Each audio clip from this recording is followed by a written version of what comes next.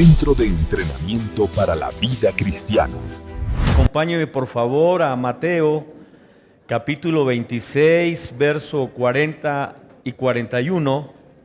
Y luego de ahí vamos a leer otro pasaje en Lucas 5, 17 al 20.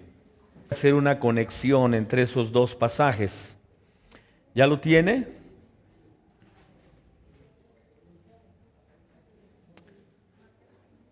Mateo 26, 40 al 41, si no lo tiene en la pantalla, voy a darle lectura en voz alta. Y antes de comenzar la lectura, les doy la bienvenida a Centro de Entrenamiento para la Vida Cristiana, donde la palabra de Dios nos lee a nosotros más que lo que nosotros la leemos a ella.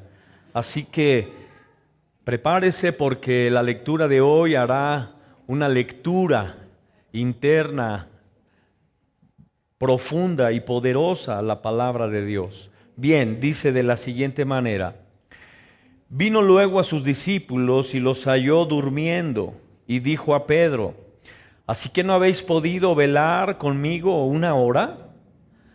Velad y orad para que no entréis en tentación. El espíritu a la verdad está dispuesto, pero la carne es débil. Ahora Lucas 5, 17 al 20, y dice de la siguiente manera: y aconteció un día que él estaba enseñando y estaban sentados los fariseos y doctores de la ley, los cuales habían venido de todas las aldeas de Galilea y de Judea y Jerusalén, y el poder del Señor estaba con él para sanar.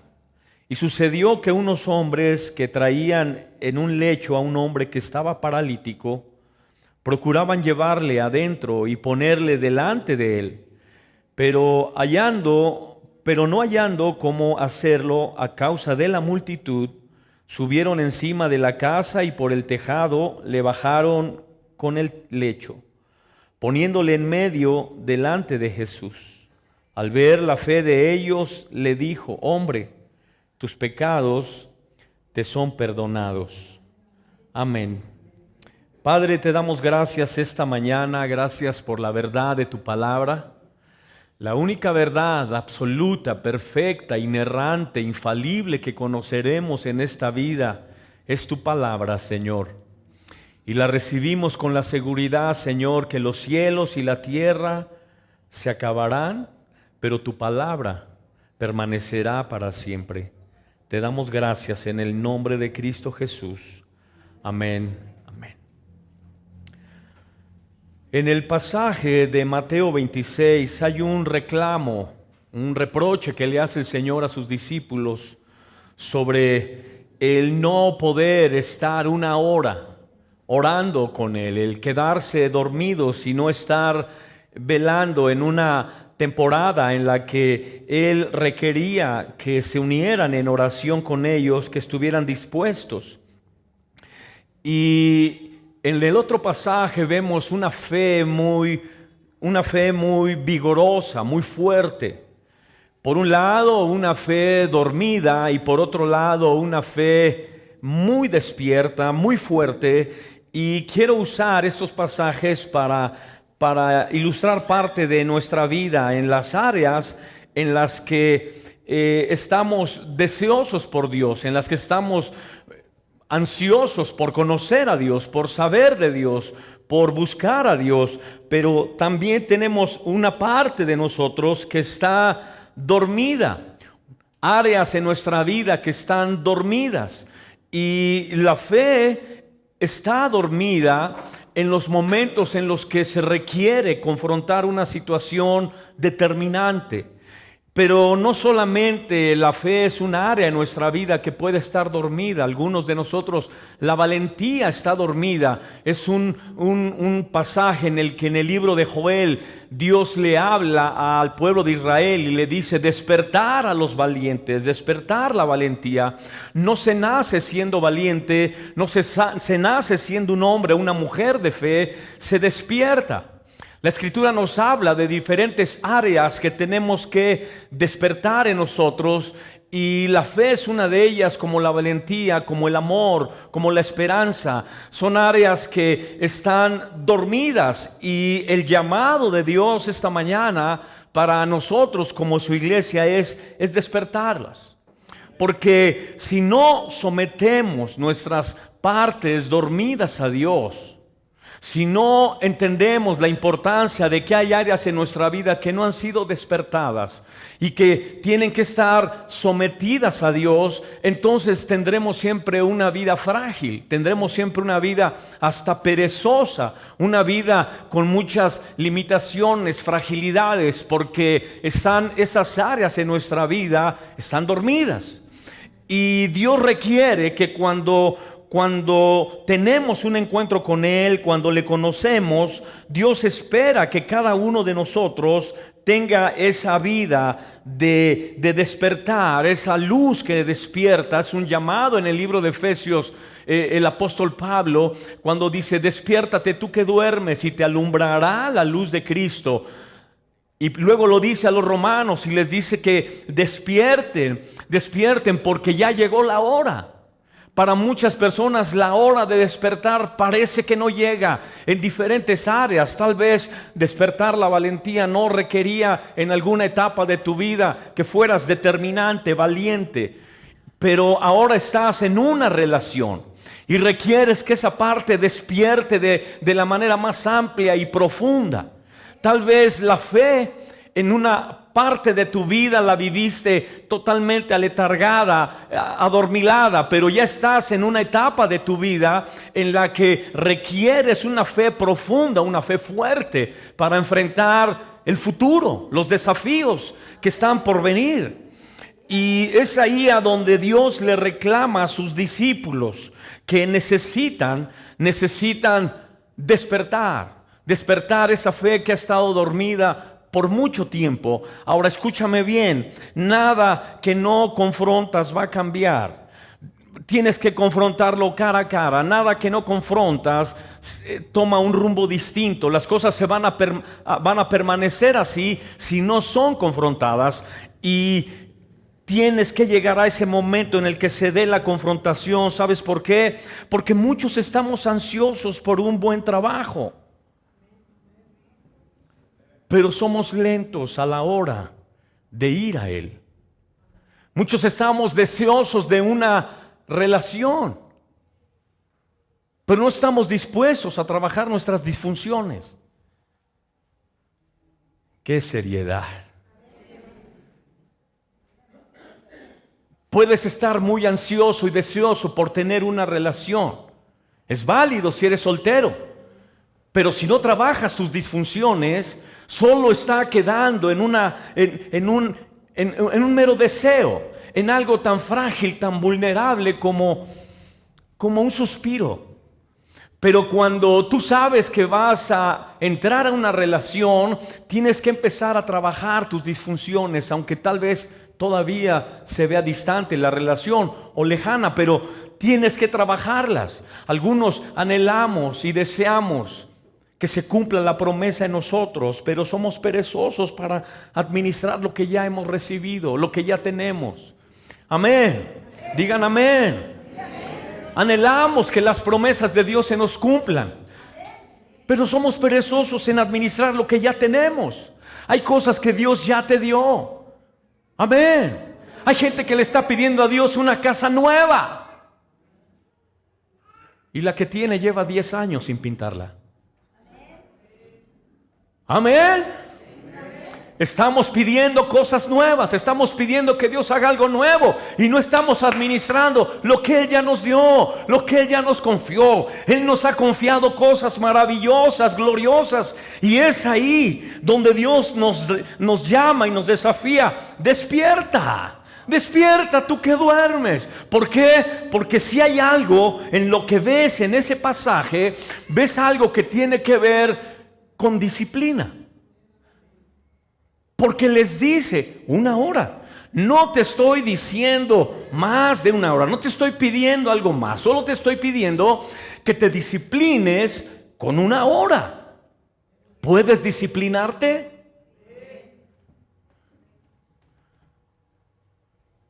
La disciplina no es fácil, iglesia.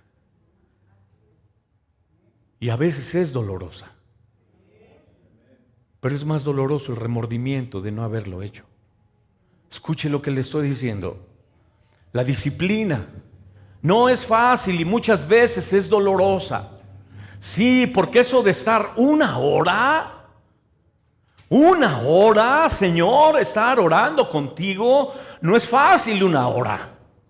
Pero escúchame bien, el diablo no le teme a las personas que oran una vez al año, o que oran una vez al mes, o que oran una vez a la semana. El diablo le tiene miedo a las personas que oran disciplinadamente y cotidianamente. Amén.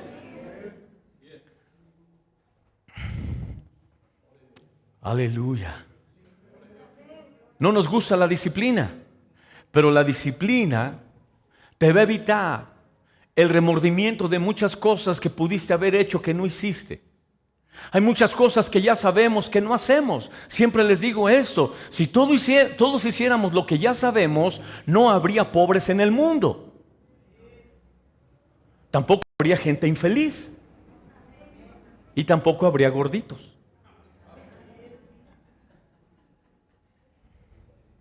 Aleluya. Pero como no hacemos lo que ya sabemos, entonces seguimos batallando con lo mismo.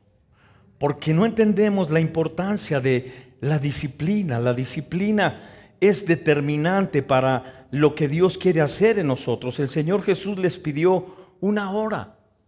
Una hora. Amén. Escúchame. Si hay algo que tienes que aprender esta mañana, es que la repetición crea reputación. Escúchame. Vas a ser reconocido por lo que repites. Vas a ser reconocido y vas a ser recordado por lo que repites. Porque la repetición crea reputación. ¿Cuántos de nosotros recordamos personas en aspectos de su vida en las que dijimos: siempre lo vi haciendo esto, siempre lo vi haciendo aquello, lo vi muy dedicado a eso, era muy dedicado al otro? Tal vez eran cosas, algunas de ellas triviales, tal vez no tan relevantes como hubiéramos querido que las hicieran, pero son recordados por cosas que repetían, porque la repetición crea reputación. Amén. Por eso el Señor les está diciendo: una hora no pudiste mantenerte despierto. Los que van al gimnasio, ¿acaso su instructor cuando les dice: quiero que me hagas 5 repeticiones de estas, y no las haces, qué te dice? ¿Te felicita? Qué bien, para la otra las repones. ¿Por qué para la otra no las puedes reponer? Porque lo que hace que las cosas cobren sentido y se llegue a la meta es la repetición de las cosas. Diga conmigo: Dios es el Dios de la repetición. Amén. Eso le dijo al pueblo de Israel: estas cosas se las repetirás a tus hijos, las repetirás al levantarte, al acostarte, cuando vayas por el camino, cuando te sientes a comer, las repetirás constantemente, porque el Dios de la repetición sabe que la repetición crea reputación. Amén. Y es ahí donde nos hemos estado perdiendo por mucho tiempo, esperando que algún día Dios cumpla una promesa. Cuando nos ha dado cosas que no estamos administrando correctamente, cuando nos ha dado cosas en las que nos hemos quedado a medias, con la expectativa que Dios puso sobre nosotros al habernoslas dado. Amén. Así que no puedes orar una hora. No te puedes disciplinar por una hora. No puedes disciplinarte para estar conectado con Dios en las cosas que tú sabes que van a producir algo en ti. Muchas de las cosas que quieres en la vida, el éxito, la realización, la plenitud, todo el cumplimiento de tus deseos y de tus planes y proyectos de vida, tienen que ver con aprender a hacerlo otra vez. Amén. Otra vez diga, amén. Otra vez, amén. Así que cuando hay algo que haces y te sale mal, hazlo otra vez. Otra vez. Pero ya lo hice 100 veces. Una vez me dijo una persona, pero es que ya corregí a mis hijos más de 1000 veces con lo mismo. Las otras 1000. Otra vez. Porque el otra vez es lo que muchos han dejado de hacer y es lo que Dios está esperando que hagas, porque es la manera como Él se glorifica. Él se presenta así como el Dios de la repetición.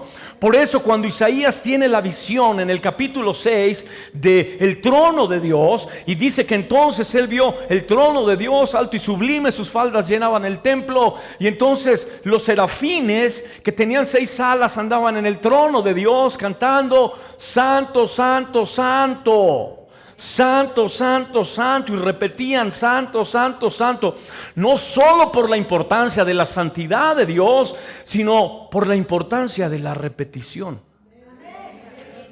Porque la repetición es la importancia de entender que Dios es consistente. Escúchame, tener un Dios consistente, un Dios consistente. Un Dios consistente a cada momento, en cada día, en cada circunstancia, en cada reto, en cada desafío. Un Dios consistente. Tengo algo para ti, tengo un plan para ti, tengo un proyecto para ti, tengo cosas para ti. Tener un Dios consistente es determinante. Pero ese Dios consistente que se presenta siempre así como el Santo, Santo, Santo, es el Dios que espera que nosotros entendamos el poder de la repetición. Y que estés constantemente repitiendo lo que Dios espera que hagas, porque de esa manera vas a ser reconocido. Amén. Muchos de nosotros hemos perdido reconocimiento en nuestro escenario de vida, de trabajo, de familia, por nuestras inconsistencias, porque a veces somos tan inconsistentes en nuestros horarios, en nuestros compromisos, en nuestros retos, desafíos, en nuestra relación. A veces somos tan inconsistentes que entonces las personas tienen una interpretación de nosotros de esa manera. Es que no puedes confiar en Él, porque Él no es consistente. No se lo puedes pedir a Él porque Él no es comprometido, no es disciplinado, lo hará una vez, tal vez 2, no lo sé, pero no lo hará siempre. Y entonces reducimos cosas en la vida importantes a esa inconsistencia.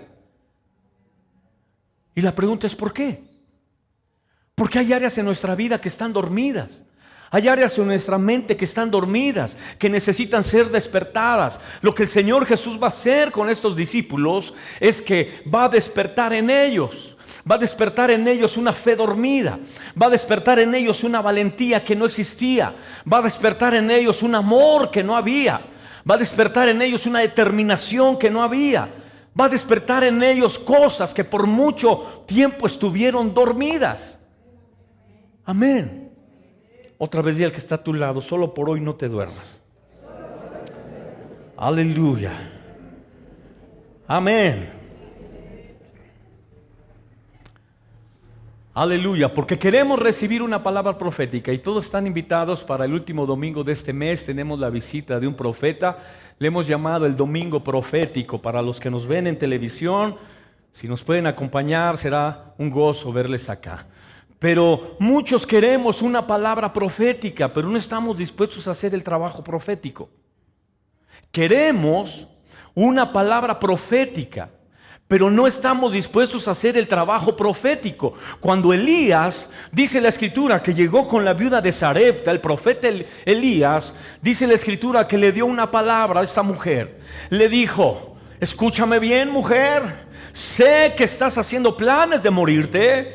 Sé que trabajas para morirte. Yo siempre cuando leo ese pasaje digo, ¿quién trabaja para morirse? Todos trabajan para vivir, para comer. Bueno, es una historia donde ves a una mujer que está trabajando para dejarse morir. Pero le dice el profeta, si haces lo que te digo, tú y tu hijo no morirán. No solamente era la palabra profética, era el trabajo profético. Porque muchos queremos que se nos dé una palabra profética. Dios te va a usar poderosamente, pero estoy orando poderosamente, estoy estudiando poderosamente, estoy preparándome poderosamente. Ese es el trabajo profético. Amén. Es fácil recibir una palabra profética, pero hacer el trabajo profético, cuando el profeta le dijo, ve y pide vasijas prestadas, las más que puedas, ve con todos tus vecinos y pídeles vasijas prestadas, vasijas para harina, vasijas para aceite. Dice la escritura que esta mujer viuda salió a buscar con sus vecinos vasijas y consiguió las más que pudo y dijo, ya no hay más, ya conseguí todo lo que me pudieron haber prestado. El profeta le dijo, de eso se trataba. De que si recibes una palabra profética, tú hagas el trabajo profético. Amén. ¿No fue eso lo que le sucedió a Israel? Cuando Dios les dijo proféticamente que tenía para ellos una tierra en Canaán, una tierra buena, ancha, que fluía la leche y la miel. Era la palabra profética.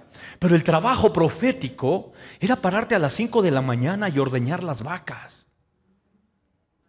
El trabajo profético era ir a los bancos de miel de abeja y extraer la miel arriesgándote a los piquetes de las abejas. El trabajo profético no nos gusta, pero es la parte a la que el Señor está llamando a estos discípulos. Son mis discípulos. Tienen que aprender no solamente a disfrutar el llamado, a disfrutar la bendición de ser hijo de Dios y de servirle. También tienes que hacer el trabajo profético. 1 hora.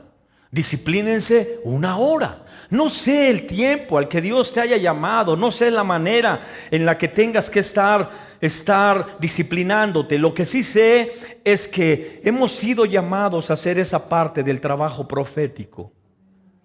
Y no la hemos estado haciendo. Mateo capítulo 13 nos da una metáfora de la manera como crece la palabra de Dios, cómo crece la fe en las personas, cómo tiene que darse ese despertar, cómo tiene que darse ese crecimiento en diferentes aspectos y áreas de nuestra vida. Y es una historia que usted conoce muy bien, tiene que ver con la semilla. La semilla que va a traer crecimiento espiritual, mental, emocional. Y como dice la escritura que esta semilla que el sembrador sale y siembra, parte de la semilla cae en el camino. Otra parte de la semilla cae en pedregales y otra cae en espinos. Pero lo que trata de decirnos la metáfora o la historia es que una vez que la semilla cae en el camino, tú tienes que entender que el camino se hace a través de la repetición, de pasar por ahí, y muchas veces ese pedazo de tierra se hace tan duro que entonces la semilla no puede producir fruto porque el camino ya no le permite, la tierra se volvió tan dura que ya no le permite a la semilla germinar ahí. Y muchas veces esa parte de nuestra vida en la que Dios está llamándonos a despertar y a crecer y a producir, tiene que ver con esas partes duras, dañadas de nuestra vida que están en el corazón, que están en la mente, que están en nuestro ser interior y que tienen patrones. El camino básicamente es eso. El Salmo capítulo 1 verso 1 dice: bienaventurado el varón que no estuvo en camino de pecadores. La palabra camino es una repetición de patrones que crea crea estilos de vida. Y muchas veces esos patrones son tan duros en nosotros que nos cuesta despertar a la luz del Evangelio, despertar esas áreas en nuestra vida que están dormidas porque está dañada esa parte en nosotros. Amén. Y está dañada por mentiras que permitimos. Pudiéramos llamar caminos de mentira, esos caminos de dureza y de daño en nuestra vida, caminos de mentiras. ¿Cuántas mentiras el enemigo nos ha hecho creer que para mantenernos adormilados, aletargados, que no eres elegible, que no fuiste escogido, que cometiste muchos errores, que no eres digno de amor? ¿Cuántas mentiras el enemigo nos ha hecho creer para mantener áreas de nuestra vida en las que no puede entrar nadie y que están dormidas, cerradas, bloqueadas? Dile al que está a tu lado, tú eres digno de amor. Amén. Y eres escogido. Escucha, mi iglesia. Dios no salió al mundo como sales tú y andas de tin marí, de dopingüe, cucaramá, caratítere fue.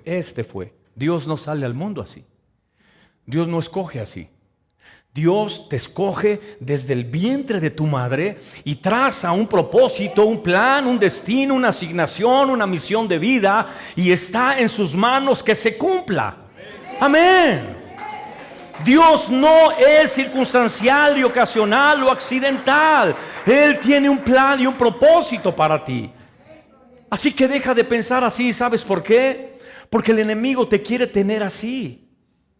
Escúchame. Una vez que entiendes que eres elegible, que eres escogido, nunca más habrá lugar para la ansiedad en tu vida. Nunca. La persona que vive ansiosa, angustiada, preocupada, temerosa, es porque siempre duda de ser una persona elegida. Amén.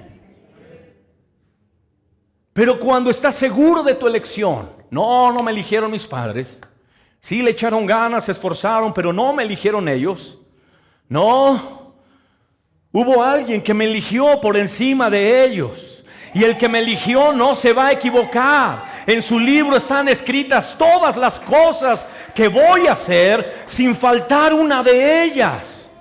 Porque cuando sabes que eres elegido, que eres escogido, que eres llamado, que eres amado por Dios, no hay lugar para la ansiedad. Yo estuve ahí donde mucha gente está. Conozco la ansiedad profundamente. Y es espantoso, es horrible.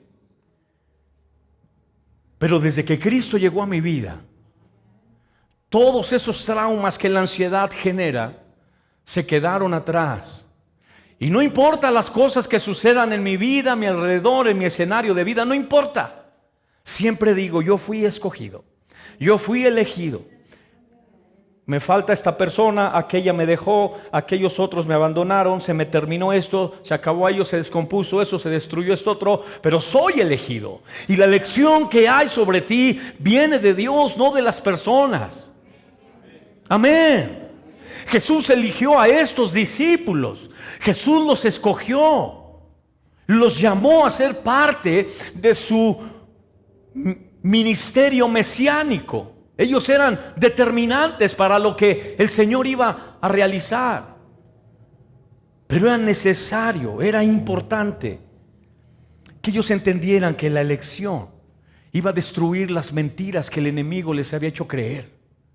Y que a veces eso es lo que te impide despertar.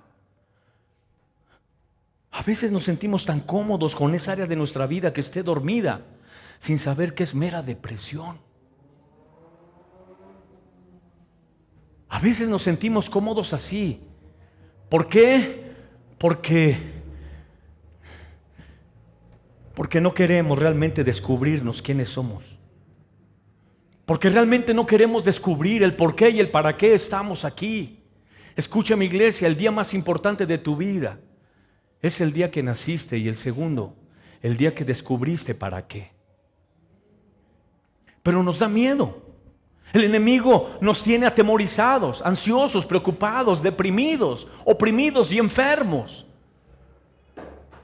Hasta que no llegues a este punto de haber sido elegido. El Señor me trajo aquí. El Señor me tiene aquí. Amén. Y me pidió que no me duerma hoy. Y no me dormiré. Amén. Ahora quiero que vean las personas que están despiertas. Quiero que vean las personas una vez que su fe ha sido despertada, una vez que su valentía ha sido despertada. Dice la palabra de Dios en el Evangelio de Lucas que entonces sucedió que unos hombres, unas personas, llevaban a un hombre paralítico. Habían escuchado que Jesús estaba en un lugar. Y llevaban un hombre paralítico. Lo llevaban cargando. Siempre que escucho esa historia me pregunto si yo hubiera podido hacerlo. A veces hasta cargar a un niño nos cansa. Y subir una escalera más. Pero estos hombres iban cargando a este paralítico. Y dice la Escritura que había una multitud en esa casa que impedía que estos hombres pudieran llegar a Jesús.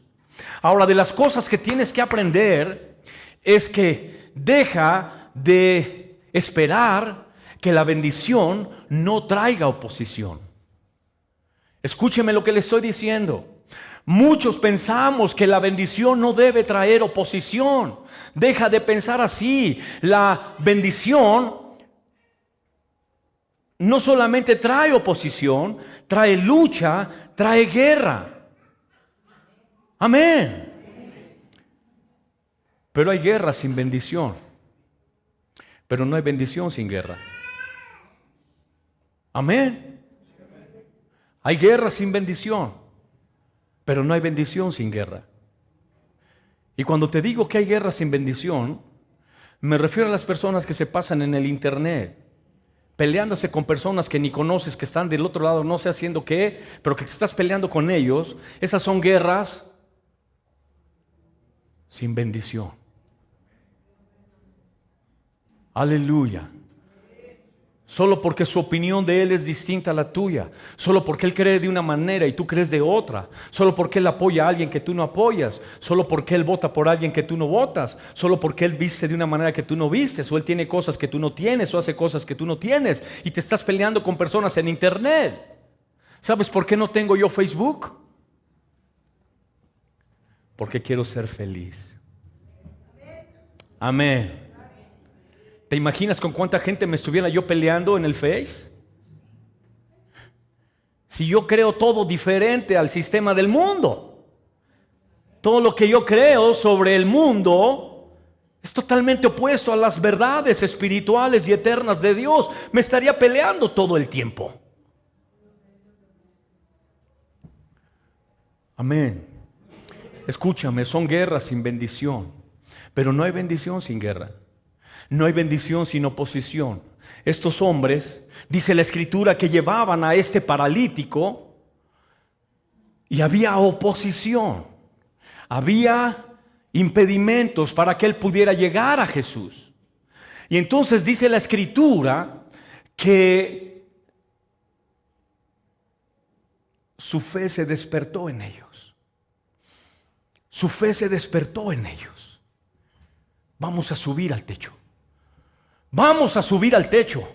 Tráiganme mi martillo, por favor, porque ahorita les quiero enseñar algo.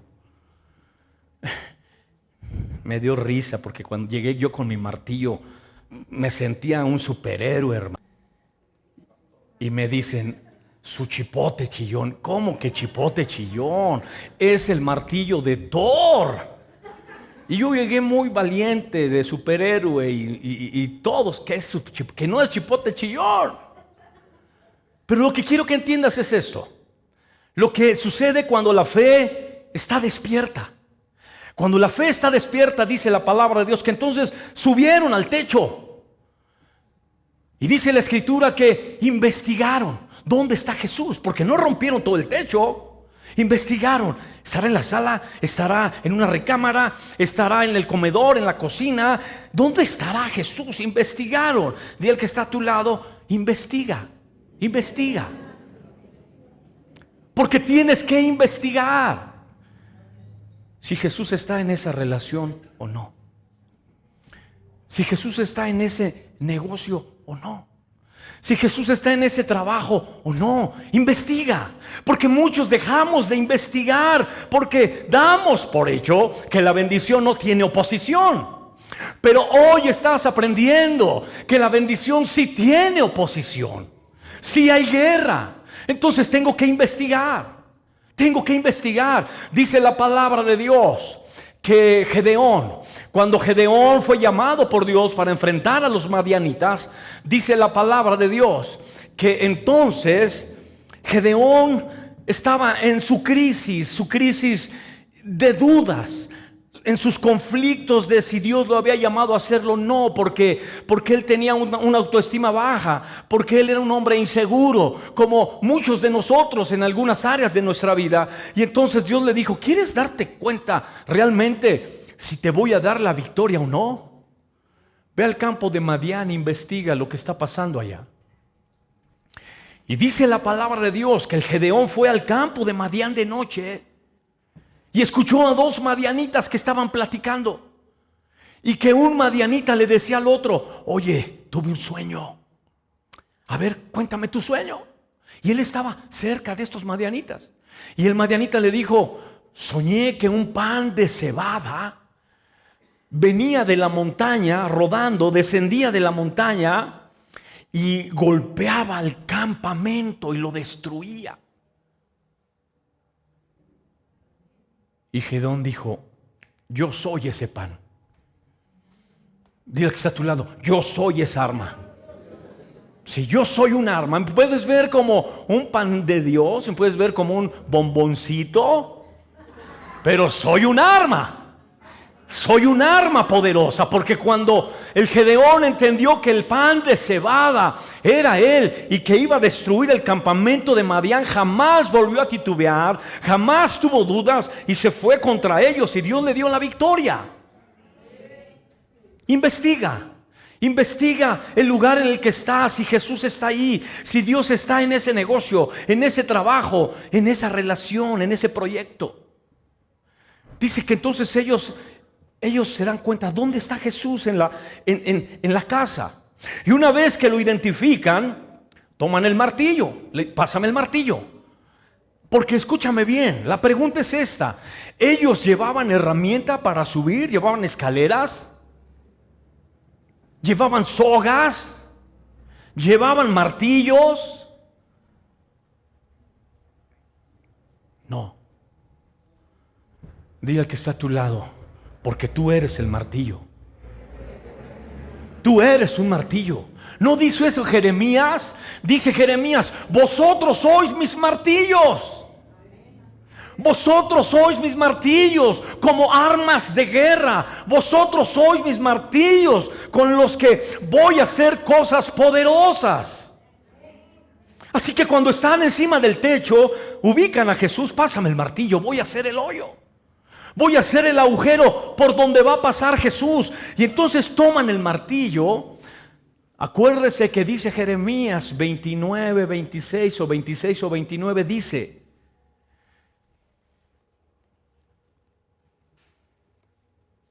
que la palabra de Dios es como un martillo que quebranta la roca. Es como un martillo que quebranta la roca.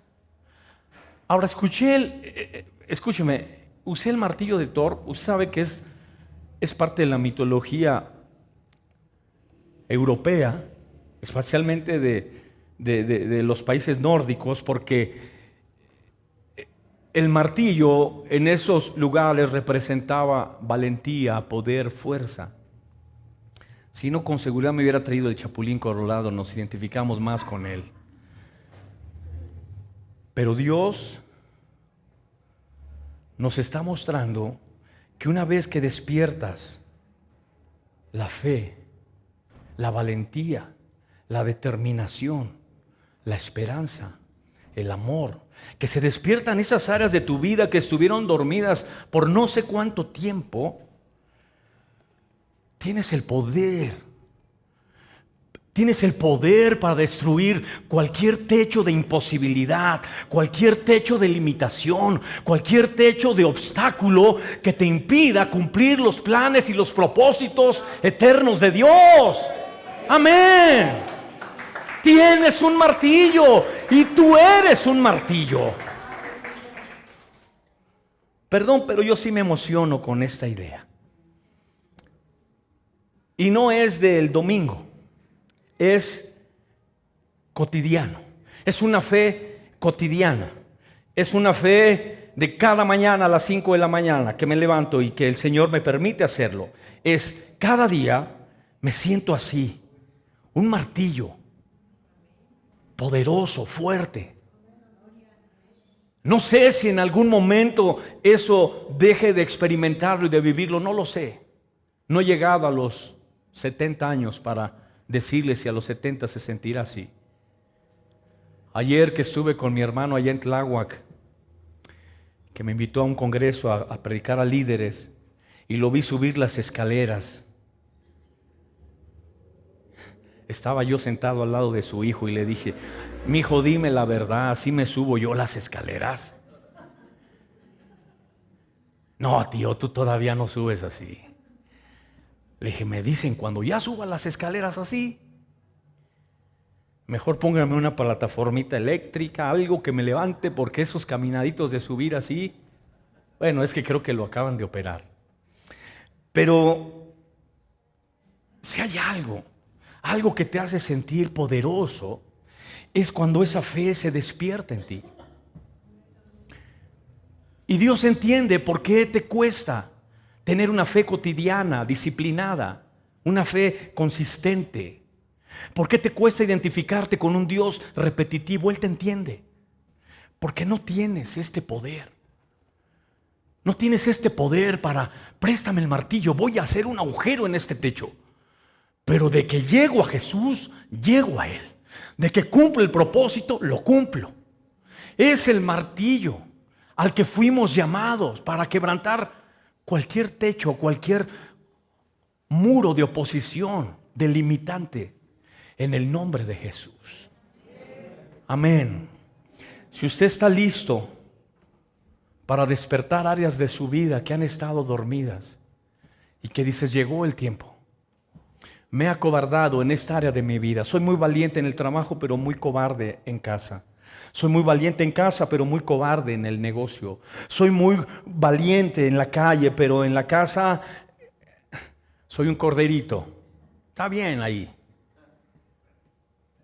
Pero si ha llegado el momento de despertar áreas de tu vida que han estado dormidas para cumplir propósitos de Dios, hoy Dios te dice: despierta esa fe dormida que ha estado una hora desconectada de Dios y que ha llegado el momento de conectarlos.